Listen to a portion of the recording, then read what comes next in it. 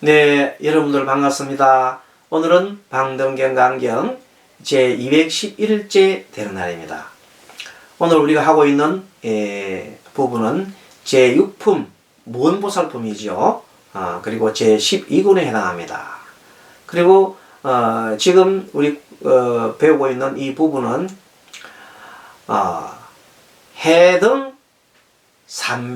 해등산매에 대한 공부를 쭉 해왔고, 해등산매가 무언가에 대해서 이렇게 부처님께서 소상하게 말씀해 주셨습니다. 그리고 여기서 가장 핵심은, 해등의 핵심은 법입니다. 법. 진리죠. 진리로 모든 것을 관찰한다. 이런 것이 초점이 되겠습니다. 자, 그리고 지난번 시간에 234페이지 보면 그때 사리부타가 금강제보살에게 물었습니다. 선남자야, 그대가 말하는 6만원 보살은 어느 곳에서 살고 있습니까? 하고 물었잖아요. 그랬더니 선남자야, 여러께서 그대는 지혜가 어떠미라 하였으니, 지금 이제 사리부타가 금강제보살을 물었는데 금강제보살이 사리부타 다시 묻습니다. 당신은 지혜 제일에 했으니까 당신이 한번 성안으로, 당신의 그 성해로 성스러운 지혜로서 한번 다시 살펴보십시오. 그러면 보일 거 아니냐 이랬더니, 봐도 안 보이거든. 안 보여. 그래서 다시 이제 천안제일 아나율에 대해서, 아나율 시대 중에 아나율이 천안제일 아나율에 대해서 또 물었습니다. 아나율이 당신이 지금 천안제일이니까 어느 곳에 있는지 한번 살펴보라 이렇게 얘기했습니다. 그런데 아나율도 천안으로 살펴봤지만 보지 못했어요. 그래서 사리불에게 얘기했습니다. 나도 천안으로 보니까 보지 못, 내가 내 천안으로 봐도 안 봅니다 이렇게 얘기했죠. 그래서 235페이지 그 나옵니다. 금강제보살이, 아니 그대처럼 배운 네가 만약 보지 못하면은 천안이 아니라 유관이로 소이다. 그렇게 조금 핀찬을 주는 겁니다. 그래서 그대의 천안이라 어떠하나이까? 나의 천안은 그대 모든 성문들이 보지 못한 빛을 나는 능히 보나니, 빛도 본다요. 천안으로 빛도 본다 이 말이에요. 우리가 능히 보지 못하는 빛깔이 그대는 보나이까? 그랬더니 그대가 지금 금강견근 세계의 해교열애와 보살들을 볼 수 있나이까? 이렇게 다시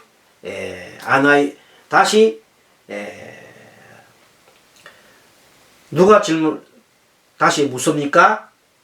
그 묻는 사람이 바로 누구냐면은 금강제보살이 이렇게 물었습니다. 그랬더니 보지 못하나이다 하고 지금 현재 아나율이 얘기합니다.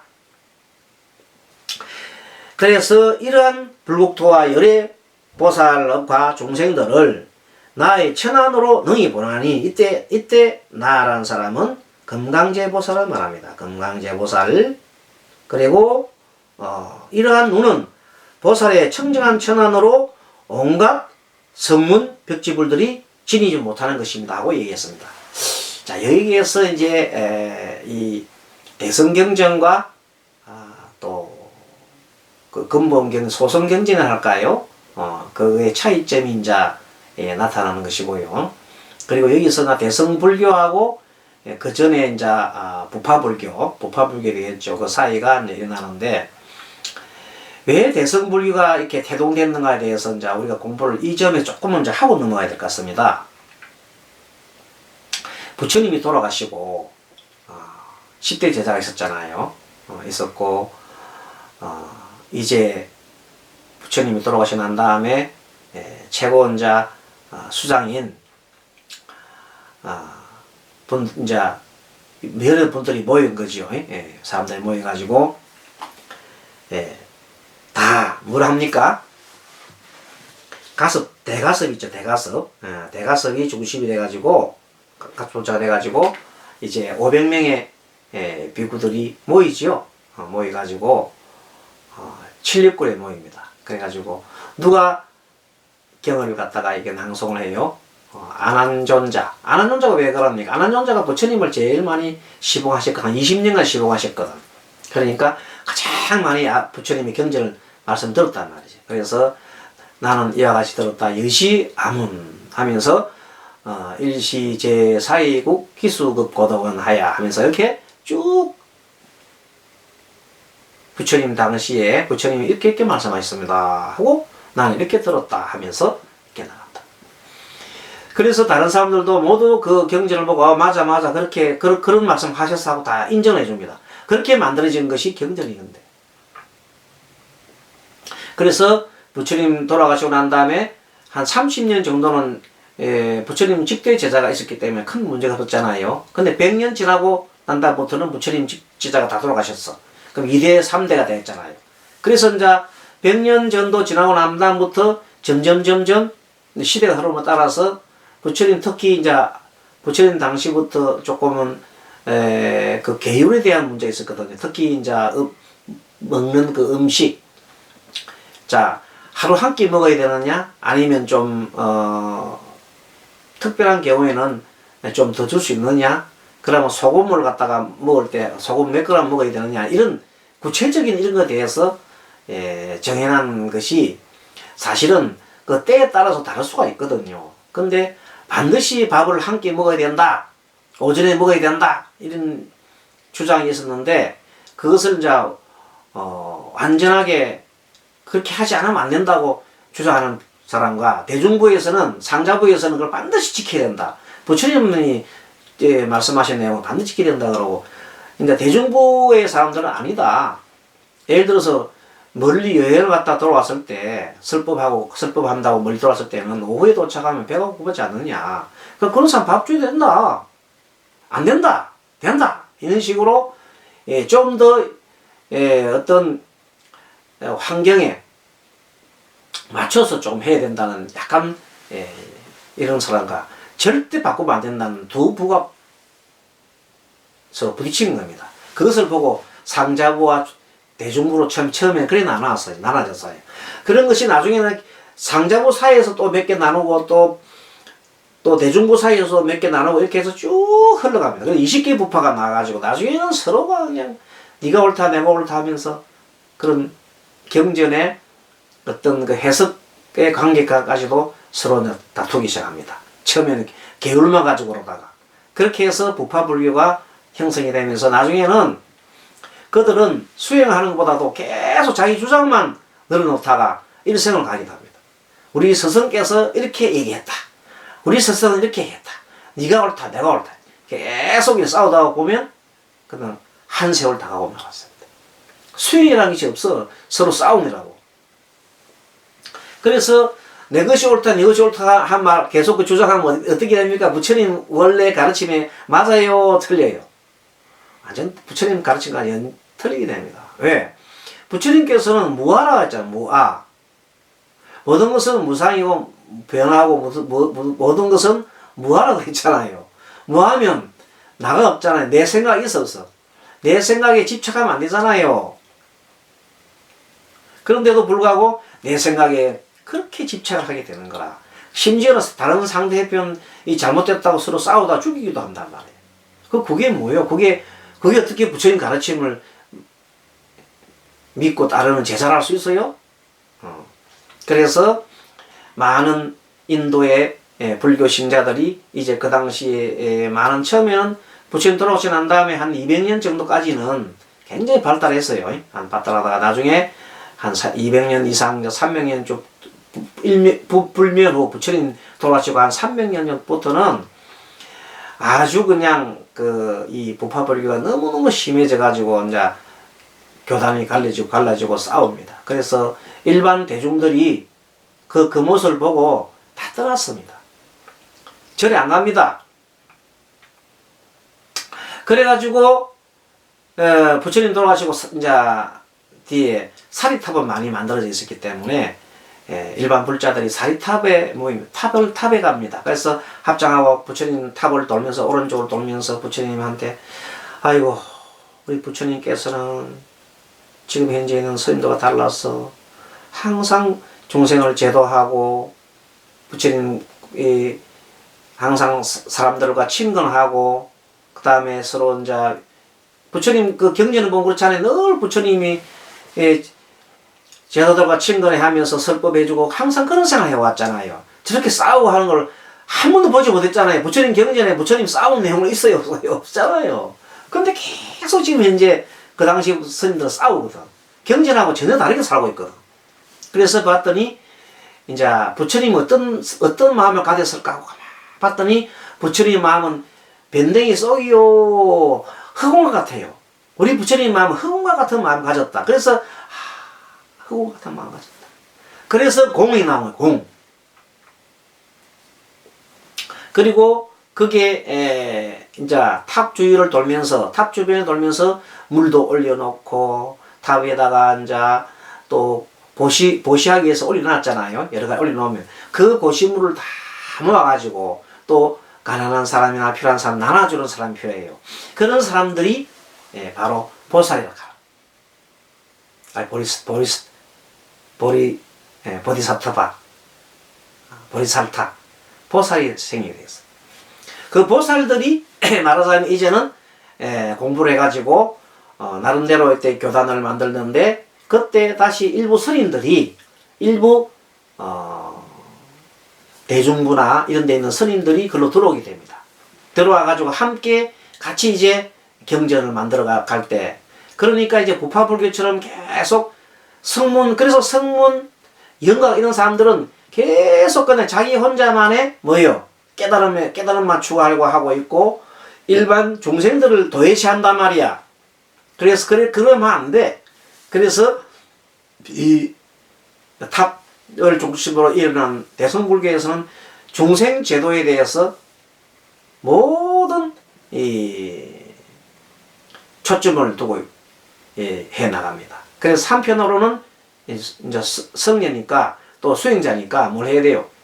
수행을 하고 보리를 구하고 한편으로는 상고보리를 하고 한편으로는 중생을 제도해야 된다. 중생한테도 그 법을 전해줘야 된다.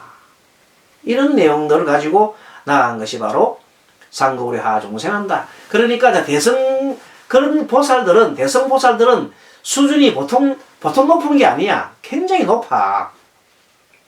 아시겠죠? 그래서 그 수준이 높은 사람들이 때문에 그러한 눈으로 그러한 견해로 그러한 법으로 보기 때문에 소승과의 차이, 성문과의 차이는 하늘과 땅 차이다 이런 뜻이에요. 그래서 이제 성문 제사가 안하율이 천안제일인데도 천안제일로 봐도 안 보인다 이 말입니다. 이제 이게 좀 나지요. 그렇게 해서 이 대성경전에서는 그만큼 보살이 좀 수승하다는 뜻을 나타내는다 이렇게 보면 되겠습니다. 자, 이러한 불국토와 열의 보살과 중생들을 나의 전하는 능히 보나니 이러한 눈은 보살의 청정한 천안으로 온갖 성문을 구하려는 사람 6만 중생이 본래 뜻을 버리고 무상보리심을 내어 각각 이러한 말을 하였다. 자, 원컨대 우리들도 걸림없는 부처님의 눈을 얻어서 서문과 벽지불의 장애되는 눈, 서문과 벽지불은 장애가 된다 말이야. 그 눈이 눈을 쓰지 않았으면 하나이다. 그래서 걸림없는 부처님의 눈을 가지고 싶습니다. 걸림없는 부처님 눈이 뭐냐면 마음에 장애가 없어서 허공 같은 마음을 가지기 때문에 걸림없는 눈이 되겠죠. 이때 금강제 보살이 곧 삼매에 들어가서 부처님의 신통력과 자기의 원력으로 모든 대중들로 하여금 6만억 보살이 부처님 몸 안 연화대에 앉아서 한결같이 한 마음으로 부처님 말씀 듣대. 야, 재밌네요. 6만의 보살이 어디에 있어요? 부처님의 몸 안에 부처님 몸 안에 연화되어 있다 이 말이야. 부처님이 엄청 커요. 그런 거 그럴 수도 있고 부처님 그 법신이니까 엄청 클 수 있죠. 법신이 엄청 크니까 그 6만원 보살들이 들어가서 듣는다 이 말. 열의 몸에 핍박되거나 접촉하고 그렇다 해서 열의 몸이나 법에 핍박이나 접촉되는 것도 아니다. 야, 이 말은 보면요 대단한 겁니다. 그게 무슨 말인가 하면요. 우리가 물질 세계 속에 물질이 가장 작은 것이 우리가 또 원자라 그럽니까? 자, 원자 중에서 예를 들어서 원소 원소 그 물 한 분자를 쪼개면 산소 또 수소 2개와 산소 하나로 나누잖아요. 그러면 그 산소나 수소를 또 쪼개면 그 속에 핵과 이 핵은 중성자라 그래요. 그리고 주위에 도는 전자가 이렇게 나와요. 그럼 핵과 전자의 그 사이가 얼마나 벌어지냐면 핵과 전자의 사이가 마치 달과 지구 사이만큼 거리만큼 그 비율로 들어있다고요. 그 사이에 텅 비어 있어요. 공이요, 공. 근데 그 분자 중에 원자는 또 얼마나 작습니까? 우리 몸 속에는, 우리가 알기에는, 우리 부처님 몸이라면 우리 몸 속에는 엄청나게 뭐 딱 붙어 있는 것 같지만 사실 안은 텅 비어 있어요. 그거 하나하나 속에, 원소 하나, 물 하나 속에도 텅 비어서 그 안 속에 들어가면 다 허공이에요, 허공. 그러니 부처님 마음속 6만억보다 더 많은 보살이 들어가 있어도 조금 더 서로 부딪힘이 없어요. 알겠습니까? 그렇게 이 물질 구조로 되어 있다 이 말입니다. 재미있는 비유입니다. 자, 이렇게 해서 열의 몸에 핍박되거나 접촉감도 없고 열의 몸은 커지거나 작아지지도 않으며 장애 받지도 않게 보고 있다. 열의 몸 속에 6만억 보살이 들어있어도 열의 몸이 더 늘어나도 않고 줄어들지도 않고 그렇다 해서 그 들어있는 보살들이 장애를 받는 것도 아니고 그렇다는 겁니다. 재밌죠? 이때 모든 대중이 이런 일을 보고는 예배하여 공양하고 열애가 하시는 일은 헤아릴 수 없음을 찬탄하면서 또 이렇게 말하였다. 열애의 몸, 지혜의 몸 모든 것은 헤아릴 수 없습니다. 금강계보살이 모든 대중을 살펴보고 이렇게 말씀하셨습니다. 여러분은 열애의 몸이 흙인 것 같음을 알지 못하십니까? 자, 또 나왔죠. 흙인 같은 말이 또 나왔죠. 몸이 흑공이에요. 이 물질 전체 흑공이라니까. 우리가 알고 있는 이 물질 속에 들어가면 이 속에 한 점 속에 우주가 들었다니까. 우주만큼 넓은, 또 우주만큼 세계가 있다니까. 또 그게 한없이 들어갈 수 있어. 그게 불가사의하죠. 실제 그거는 증명이 되어 있는 거예요. 조그마한 그 세포 한 속이죠. 세포 하나 속에 들어가 보면 어마어마한 세계가 또 들어있어요. 아까 얘기했잖아요.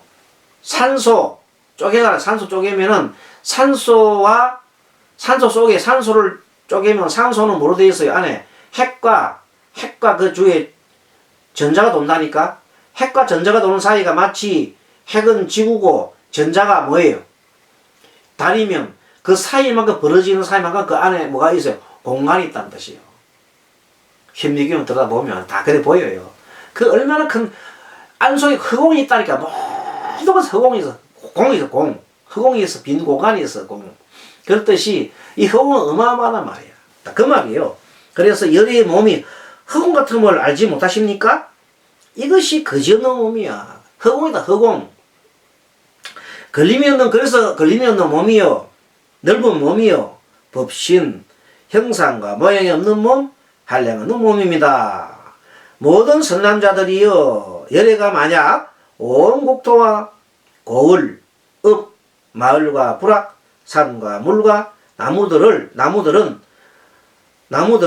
몸 안에 들인다 해도 또한 걸림이 없습니다. 그러니까 이제 그 부처님 몸은 얼마나 큰지 흑공 같아가지고 흑공 속에는 온갖 삼천대천세계가 다 들어와도 돼. 이해하시겠습니까? 뭐 성뿐인가? 지구뿐만 아니고 이 큰 흑공은 그렇게 이 부처님의 세계가 법신의 세계는 흑공 같다. 모든 우주가 다 가도 남는다. 모자람이 없다. 이 말이에요. 선남자들이여 시방세계의 끝없는 청정한 국토의 한량없는 보살이 열애를 배웠고 대집 경전을 듣고 묘한 빛깔을 이루어 38대인의 상호를 갖추더라도 예배는 또한 또 몸에 들어 놓습니다. 그 몸 속에 들어가면 한없이 그냥 한없는 속이기 때문에 얼마나 많은 것들이 허공이니까 허공 속에는 뭐 다 들어가 있잖아요. 그 까닭은 그 국토의 중생을 범석 왕들, 범청과 석이죠. 범석의 왕들이 보면 부끄럽게 생각할까? 한 사람도 볼 수 없게 하는 것이니라. 그러니까 뭐냐면 우리가 보통 뭐 대범천, 무슨 천 하면서 뭐 천이 있잖아요.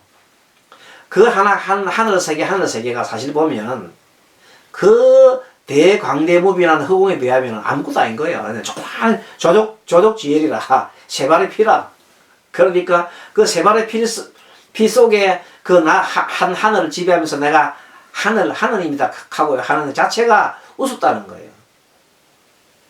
아시겠죠? 어떤 작은 하늘을 갖고 있으면서 그 하늘이 자기가 하느님이라고 큰 소리 치봐야 안 된다 이 말이야. 그 광대무변한 허공 같은 큰 대우주의 그 부처님의 몸이야말로 말로 할 수 없지요. 자, 그래서 모든 대중들은 이러한 6만억 보살이 다 열애의 한 털구멍 속에서 나왔다는 거예요. 한 털구멍. 열애의 한 털구멍에서, 열애의 한 털구멍 속에서 6만억의 보살이 나왔다는 거예요. 이거는요, 여러분, 이 경전의 내용은 우리가 물질 세계를 모르면 이해가 안 돼요. 물질 세계 속에, 물질의 지금 현재 원자 있잖아요. 그 전자를, 아까 원자도 있고 전자도 있는데, 전자를 또 깨면, 또 핵을 깨면 또 크크라는 물질이 나와요. 크크 물질이 들어가면 더 이상 쪼갤 수 없는 물질이 크크 물질이거든요. 크크 물질이 들어가면 그 맨 속에는 빛과 파장으로 되어 있어요. 그 속은 허공으로, 완전 허공이에요. 허공과 빛과 파장밖에 없어요. 이 세계의 물질은. 모든 체하가. 그러면, 그거는 우리가 말하는 아주 미시세계잖아요. 근데 거시세계를 볼까요? 거시세계를 보면 우리 허공이 전부 다 보이는 우주가 전부 다 텅 빈 공간이에요. 그거 생각해 보세요. 그게 미시세계나 거시세계나 모두가 다 텅 빈 공간이야. 그러니까 그 털구멍 속, 부처님 실제 요 털구멍 하나 속에 무수히 많은 세계가 다 있는 거예요. 말도 못하는 세계가 있어요. 실제 현미경 들어봐요. 있는가 없는가. 전자현미 들어보면 그 털구멍 속에 어마어마한 세계가 다 있는 거예요. 그게.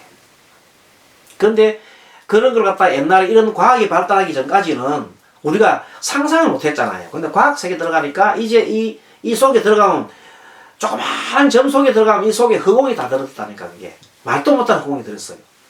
자, 그래서 그 털구멍 속에서 이제 6만억 보살이 나왔다 해도 아무런 문제가 가안이 아니에요.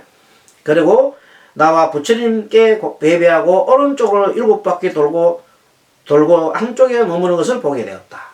이때 금강제 보살이 부처님께 살이었다. 세존이시여 무슨 까닭에? 금강제 보살이 이제 부처님께 여쭈었습니다. 세존이시여 무슨 까닭으로 무은 보살을 무언이라 하나이까? 이때부터 다시 이제 다음 시간에 또 넘어가도록 하겠습니다. 오늘은 그 부처님이 경전 내용이 참 재밌죠. 광대무변한 이런 내용들은요.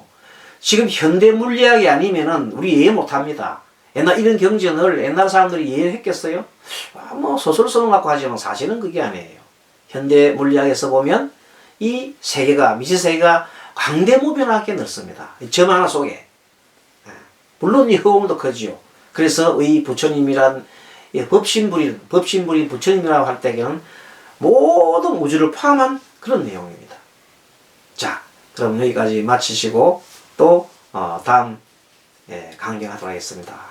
여러분들 수고 많았습니다. 합창하시고 마반야바라미